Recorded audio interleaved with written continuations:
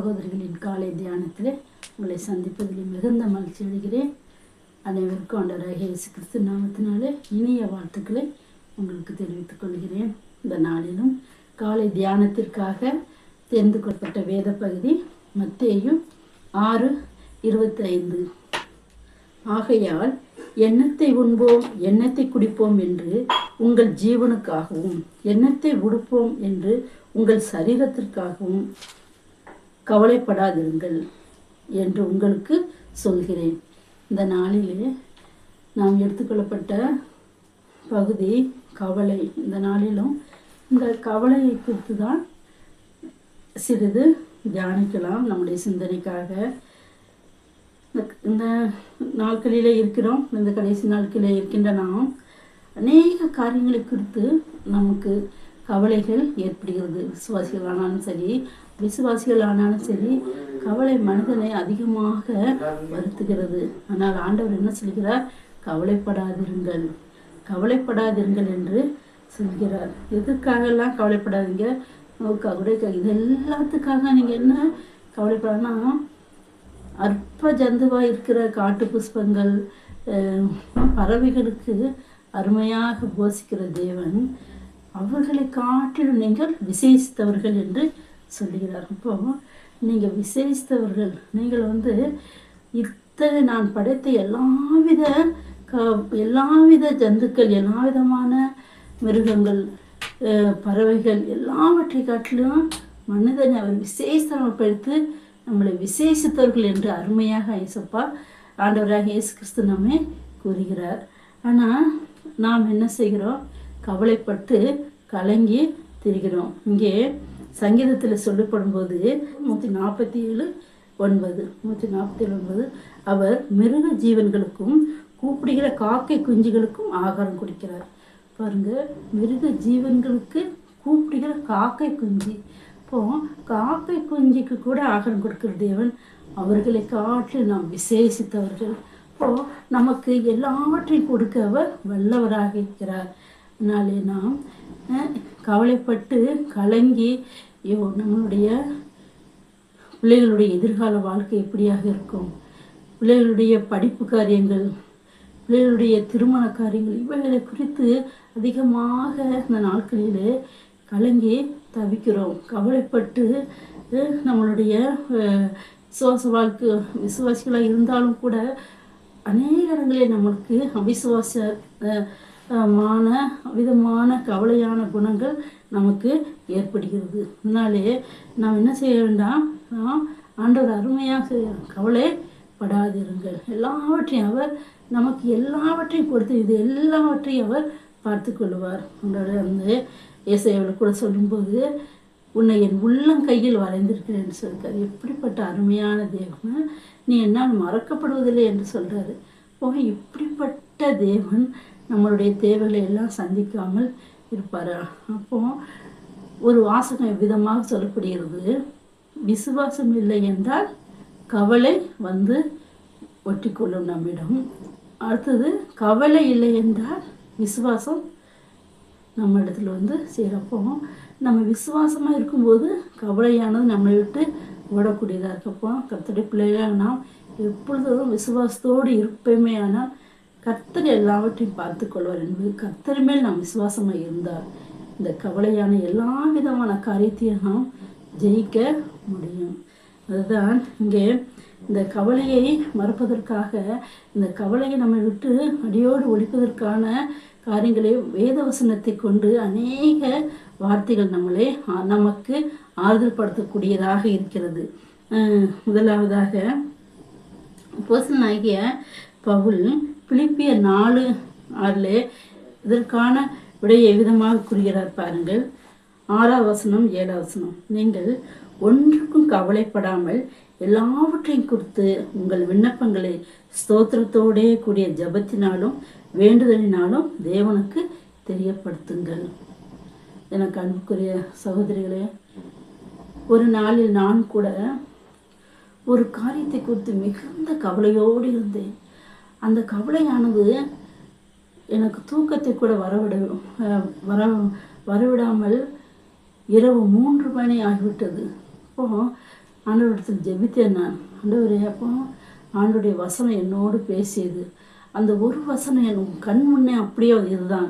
இந்த பிலிப்பியர் 4 இந்த 6 வசனத்தை அந்த நேரத்தில் எனக்கு மனப்பாடமாக இந்த வசனம் வந்த உடனே ஒரு நிமிடத்தில் எனக்குள்ள அந்த நான் எதை குறித்து சிந்தித்தேனோ அப்படியே அதை மறந்துவிட்டு அருமையாக நான் ஜெபித்து மறுபடியும் அதை நினைக்கவே இல்லை.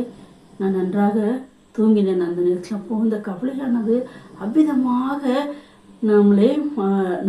நம்மை அவ்விதமாக எதையும் வருத்தக்கூடியதாக இருக்கிறது. நம்மளை எந்த விதமான காரியத்தையும் செயல்படாமல் நம்முடைய சரீரத்தை ஒடுக்கக்கூடியதாக, நமக்கு சரீர பிரகாரமாக அநேக நோய்களை கூட கொண்டு வரக்கூடியதாக இருக்கிறது. அன்புக்குரியவர்களே, நம்முடைய இருதயங்களில் அநேக வசனங்களை நாம் நிரப்பிக்கொண்டு இந்த நம்மளுடைய எல்லா நேரத்திலும் அவருடைய வார்த்தையானது நமக்கு பலன் கொடுக்கிறதாகவும் ஆறுதல் படுத்துகிறதாகவும் நம்மோடு இருந்து நமக்கு பக்கபலமாக இருக்கக்கூடியதாக இருக்கிறது. இந்த காரியத்தை அறியால் நான் உணர்ந்தேன். என்னுடைய வாழ்க்கையிலே இந்த விதமான ஒரு இக்கட்டான சூழ்நிலையிலே இந்த வசனத்தை நான் என்னுடைய இதயத்திலே என் வாயிலை நான் சொல்லிவிட்டு அதுக்கப்புறம் அந்த காரியத்தை குறித்து நான் நினைக்காமல் ஆண்டவர் எனக்கு அருமையான அதிலிருந்து ஒரு தீர்வை கொடுத்தார். ஒரு சமாதானத்தை கிடைத்தது. எனக்கு அன்புக்குரியவர்களே, எந்த காரியத்தை குறித்து நாம் கவலைப்பட்டு கலங்காமல் அவர் மேல் நாம் வைத்துவிட்டு, அதான் ஆண்டவர் என்ன சொல்கிறார், என்மேல் வைத்து நீங்கள் ஒன்றுக்கு கவலைப்படாமல் எல்லா காரியத்தையும் என்கிட்ட வச்சிருங்க, ஜெபத்தினாலும் வேண்டதினாலும் தேவனுக்கு தெரியப்படுத்துங்கன்னு சொல்லி அப்போஸ்தலனாகிய பவுல் அருமையாக அப்போ நம்ம தேவனிடத்தில் சொல்லிவிட்டு நாம் அமைதியாக இருக்கும்போது கர்த்தர் எல்லா காரியத்தையும் பார்த்து நமக்கு நமக்கு அதற்கேற்ற பதிலை தந்து நம்மை சமாதானம் பண்ணக்கூடிய தேவனாக இருக்கிறார். சமாதானத்தை கொடுக்கின்ற தேவனாக இருக்கிறார். இதுதான் இந்த வசனத்தை முன்னாடி கூட நம்ம பார்க்கும்போது இந்த மரியாதை குறித்து கூட மார்த்தாளை குறித்து ஆண்டவர் சொல்கிறார். மார்த்தாளே அநேக காரியங்களை குறித்து கவலைப்பட்டு கலங்கிறார். இந்த நாட்களிலே விசுவாசிகளே நாம் ஆவிக்குரிய வாழ்க்கையிலே நாம் கவலைப்படக்கூடிய காரியங்கள் அநேக காரியங்கள் இருக்கிறது. எத்தனை ஆத்துமாக்கள் அழிந்து கொண்டு இருக்கிறார்கள். எத்தனை விசுவாச குடும்பத்தார் நம்முடைய சபைக்கு வராமல் பின்மாற்றத்துக்குரிய நிலைமையில் இருக்கிறார்கள்.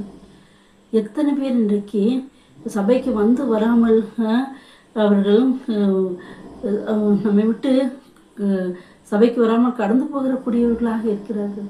இதெல்லாம் இருக்கிறது. வெளி மாநிலங்களிலே கர்த்தருடைய பிள்ளைகள் எவ்வளவு பாடுகள் படுகிறார்கள். கர்த்தருடைய வசனத்தை சொல்ல முடியாமல் அதற்காகலாம் நாம் கண்ணீர் விட்டு கவலைப்பட்டு ஜெபிக்கக்கூடியவர்களாக இருக்கிறோமா? அதெல்லாம் நினைத்து நாம் எப்போதாவது கவலைப்பட்டு கலங்கி இருக்கின்றோமா? கவலைப்படக்கூடிய காரியங்களுக்கு கவலைப்படாமல் தேவையில்லாத காரியங்களுக்கு கவலைப்பட்டு நாம் என்ன செய்கிறோம்? நம்முடைய விசுவாச வாழ்க்கையிலே அது என்ன செய்கிறோம்? நம்முடைய சமாதானத்தை கெடுக்கக்கூடியவர்களாக நாம் இருக்கிறோம்.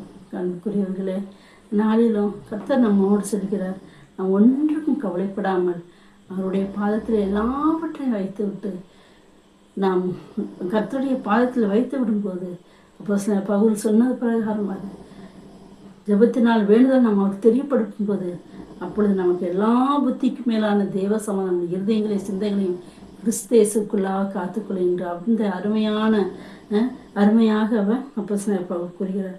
விதமாக நாம் இப்படியாக கர்த்தரிடத்தில் நாம் வைத்து காரியங்களை செய்யப்பொழுது தேவ சமாதானத்தினால் நம்மை நிரப்ப முடியும். மற்றபடியாக இந்த கவலையை எப்படியாக மேற்கொள்வது என்று பார்க்கும்போது இங்கே தாவீது ராஜா சொல்கிறார், கர்த்தரை எப்பொழுது எனக்கு முன்பாக வைத்திருக்கிறேன் என்று. அவர் ஒரு ராஜாவாக இருந்தாலும் அவர் என்ன சொல்கிறார், கர்த்தரை எப்பொழுது எனக்கு சங்கீதம் 16:8 வசனத்திலே சொல்லும்போது கர்த்தரை எப்பொழுது எனக்கு முன்பாக. ஆண்டவரை நாம் எப்பொழுது முன்பாக நமக்கு முன்பாக வைத்திருக்கும் போது எந்த கவலையும் நம்மை மேற்கொள்ள முடியாது. அவர் மேல் நாம் அப்படியே சார்ந்து அவரையே சார்ந்து நாம் ஜீவிக்கும்போது கவலையை நாம் விரட்டி எடுக்கக்கூடியவர்களாக இருக்க முடியும். நாம் முழுவதுமாக அவர் மேல் நம்ம சார்ந்து இருக்கும்போது எந்த கவலையும் நம்ம என்ன செய்ய முடியாது, ஒன்றும் செய்ய முடியாது. இந்த கவலையாக இருக்கிறதுனாலே என்னென்ன காரியங்கள்லாம் நம்மளுக்கு நடக்கிறது என்று பார்க்கும்போது நீதிமொழிகள் 15:13 பார்க்கும்போது மன மகிழ்ச்சி முக மகிழ்ச்சியை தரும், மன துக்கத்தினாலே ஆவி நம்ம மன துக்கமாக இருக்கும்போது நம்முடைய என்ன என்ன பதிவு முக மலர்ச்சியே தராது, அது ஆவி முறிந்து போகக்கூடியதாக இருக்குது என்று இங்கே நீதிமொழியிலே சாலமோன் சொல்லுகிறார். அடுத்தபடியாக நீதிமொழிகள் 17:22 பார்க்கும்போது மன மகிழ்ச்சி நல்ல ஔஷதம், முறிந்த ஆவியோ எலும்புகளே உலர பண்ணும். அப்போ மன மகிழ்ச்சி இல்லாமல் நம்ம இருக்கும்போது அந்த என்ன செய்ய நம்முடைய கவலை எலும்புகளை கூட உலர பண்ணக்கூடியதாக இருக்கிறது. அடுத்தபடியாக நீதிமொழிகள் 12:25 பார்க்கும்போது மனுஷனுடைய இதயத்தில் உள்ள கவலை அதை ஒடுக்கும், நல்வார்த்தையை அதை மனுஷாக்குப்போம். மனுஷனுடைய இதயத்தில் கவலை அதை ஒடுக்கக்கூடியதாக இருக்கிறது. இப்போ கவலைப்பட்டு நாம் எதையும் என்ன செய்ய முடியாது, ஒன்றுமே செய்ய முடியாது. அது நம்மை தான் அதிகமாக பாதிக்கக்கூடியதாக இருக்கிறது. அதனால் அதற்கு பதிலாக நாம் முகமலர்ச்சியாக மனமலர்ச்சியாக இருக்கும்போது எப்படிப்பட்ட காரியங்கள்லாம் ஏற்படுகிறது என்பதை நாம் பார்க்க முடிகிறது. அதனால் கர்த்தருடைய பிள்ளைகளாகிய நாம் தேவையானது ஒன்று, நாம் கர்த்தருடைய காரியத்தை மாத்திரம் நல்ல பங்கை மரியாதை போல தெரிந்து கொண்டு கர்த்தருடைய காரியத்திற்கு முக்கியத்துவம் கொடுக்கிறதாக, எந்த காரியத்திற்காக நாம் கவலைப்பட்டு கலங்கி கர்த்தருடைய பாதத்திற்கு வருவேன், நம்ம கவலைப்படக்கூடிய ஆத்மா நம்முடைய ஆவிக்குரிய வாழ்க்கைக்காக நாம் ஆத்மாக்களை குறித்தான பாரம் நமக்கு இருந்து அதற்காக நாம் கவலைப்பட்டு கர்த்தருடைய பாதத்திலே ஜெபிக்கக்கூடியவர்களாக இருக்க வேண்டும். தேவையில்லாத உலகத்துக்கான காரியங்களை குறித்து நாம் கவலைப்பட்டு நாம் இவ்வுலகத்துக்குரியவர்கள் அல்ல. நாம் இங்கே வாழக்கூடிய வாழ்க்கை கொஞ்ச நாட்கள். நம்முடைய ஆண்டவராக இயேசு கிறிஸ்து நம்மை பரலோக ராஜ்யத்துக்கு அழைத்து செல்ல வரப்போகிறார். இன்னும் கடைசி காலத்தில் நாம் வந்து நிற்கிறோம். நாளே அவருடைய வார்த்தைகளுக்கு நாம் கீழ்ப்படிந்து அவருடைய வார்த்தைகளை உட்கொண்டவர்கள் மாத்திரமில்லை, அதை செயல்படுத்துவர்களாக இருந்து அவருடைய நாமத்தை நாம் மகிமைப்படுத்த கர்த்தர் நாம் ஒவ்வொருவருக்கும் கிருபை செய்வாராக. கர்த்தருடைய நாமமே மகிமைப்படுவதாக.